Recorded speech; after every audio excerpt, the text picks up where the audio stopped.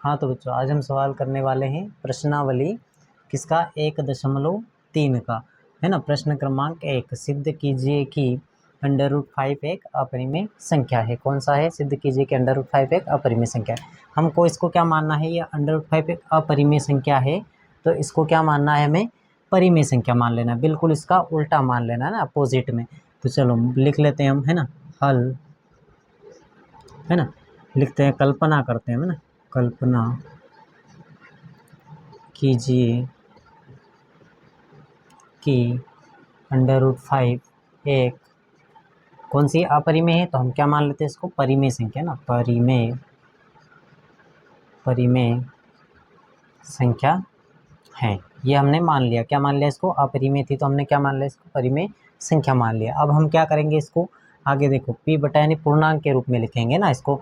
p पूर्णांक के रूप में लिखेंगे तो समीकरण हमारी बनेगी √5, है ना, बराबर p बटे में कितना?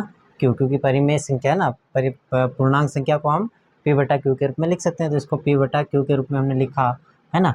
अब यहाँ पे एक शर्त होती है, कंडीशन की q is not equal to 0, है ना, यानी कि q के बराबर में 0 नहीं आना चाहिए। यहाँ पे हमारा जो p और q ये क्या है? एक सहअभाज्य पूर्णांक है। तो लिख लेते हैं हम, है ना, यहाँ p और q एक सहअभाज्य, है ना, सहअभाज्य पूर्णांक है। क्या है हमारा? है ना, p और q क्या है? एक सहअभाज्य पूर्णांक है। अब क्या करते हैं हम इससे आगे, है ना, यहाँ पे बटे में एक होता है ना, छिपा रहता है, हर संख्या के नीचे बटे में एक छिपा रहता है।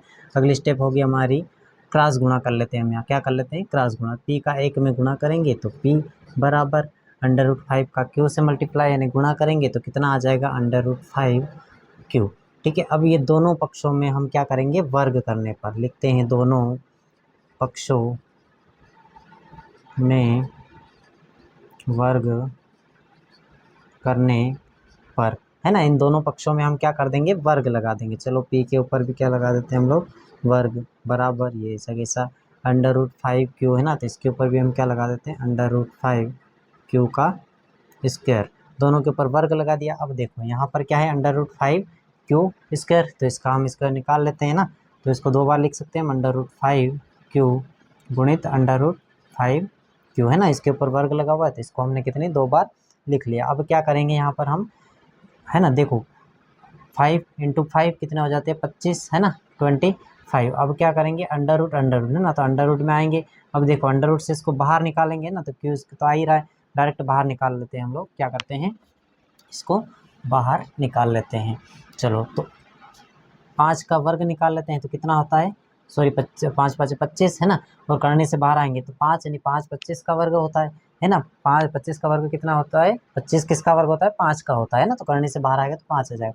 इधर क्यों यहाँ भी, क्यों यहाँ भी, दोनों जगह तो पद समान होता है, लेकिन गुणे में पद समान होता है, लेकिन उनकी घातांक जो एक छिपी रहती है दोनों जगह, वो क्या होती है? आपस में जुड़ जाती है। तो क्या होगा? 5q²। ठीक है।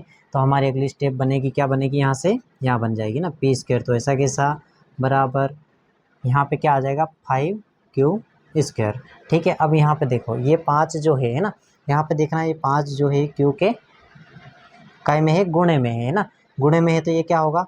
गुणे वाली संख्या खिसक के कहाँ आ जाती है? p के बटे में ना, बराबर से दूसरी साइड वाली संख्या में बटे में चली जाती है ना। तो यहाँ पे इसको हम समीकरण 1 नाम दे देते हैं। क्या देते हैं? समीकरण 1 बन गई हमारी। कौन सी? समीकरण 1। अब इसको क्या करेंगे? देखो ये p जो है ना, ये बटे में आएगा, जैसे दिखा देता हूँ इधर में, है ना, p² बटे में 5 बराबर इधर से क्या बच जाएगा?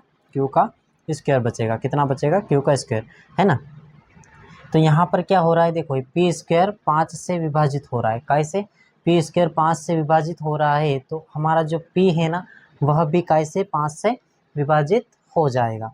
तो हम लिखते हैं, है ना, लिख देते हैं p² 5 से विभाजित हैं तो p भी 5 से क्या हो जाएगा? विभाजित, है ना, विभाजित होगा, है ना। यदि हमारा p² 5 से विभाजित हो रहा है ना, तो ये जो p है ना, p भी काय से 5 से विभाजित हो जाएगा, ठीक है ना, होगा। अब आगे देखते हैं, इससे आगे हम करते हैं p बराबर, यहाँ तक मिटा देते हैं, आप स्क्रीनशॉट ले लो, है ना सभी बच्चे। इससे आगे हमें क्या करना है, p बराबर, है ना, क्या रखना है, p बराबर 5m रखने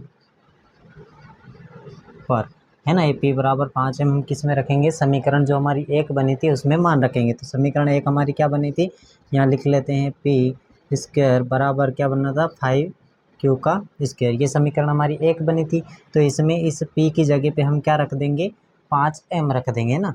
तो p की जगह पे हम रखते हैं 5m, है ना, 5m स्क्वायर है तो स्क्वायर बराबर इधर क्या है, 5q का स्क्वायर, ठीक है। इधर 5m स्क्वायर है तो 5 का क्या निकाल लेते हैं हम लोग, वर्ग निकाल लेंगे ना। 5 का वर्ग निकालेंगे तो कितना होगा, 25, है ना। m बराबर इधर क्या है, 5q का वर्ग। यहाँ पर 5 का 5 से भाग लग जाएगा, निकट जाएगा, तो 5 5 25, 5 बार में कट गया है ना, 5 बार में कट गया, तो बचा क्या हमारा, 5m बराबर q का वर्ग, है ना। अब ये देखो 5 क्या है यहाँ पर, इस m के साथ गुणे में है, तो m के साथ वाली संख्या की शक्ति कहाँ चली जाती है, बराबर से उस साइड बटे में, है ना, दूसरी संख्या के।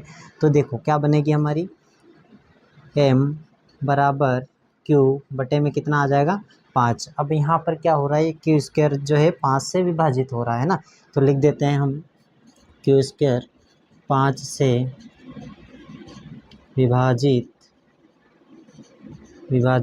हैं, तो q भी 5 से विभाजित हो जाएगा, क्या हो जाएगा, q भी 5 से विभाजित होगा, है ना। यदि q स्क्वायर 5 से विभाजित है तो q जो है वह भी हमारा क्या होगा, 5 से विभाजित होगा, है ना। तो यहाँ हमने बिल्कुल उसका उल्टा माना था, क्या था, अपरिमेय संख्या थी, तो हमने क्या मान लिया था उसको, परिमेय संख्या। तो हमने जो कल्पना की थी वो हमारी कल्पना गलत साबित हुई, है ना। तो इसलिए हम यह लिख सकते हैं अतः करके ना, समीकरण एक और इसको अपन समीकरण 2 मान सकते हैं। समीकरण 1 और 2 से हमें ये सिद्ध हो गया है ना, क्योंकि दोनों जगह मान क्या आ रहा है, 5 आ रहा है हमारा, तो इससे हमें ये सिद्ध हो गया है कि यह एक अपरिमेय संख्या है। तो हम लिख सकते हैं एक लाइन, है ना, यहाँ लिख लेते हैं, अतः अतः √5 एक अपरिमेय संख्या है ना, अतः √5 एक अपरिमेय संख्या है, ठीक है।